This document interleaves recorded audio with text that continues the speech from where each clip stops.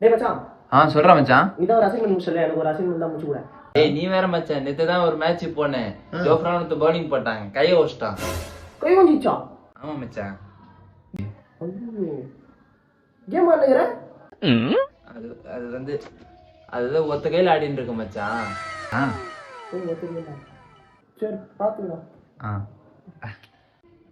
போயிட்டான். சரி கூட அடிச்சு போனோம். இல்லையே, 2 கையில கேம் ஆடின மாதிரி இருந்தது. செக் பண்ணி தான் பார்த்துருவோமா? சரி பார்த்துருவோம்.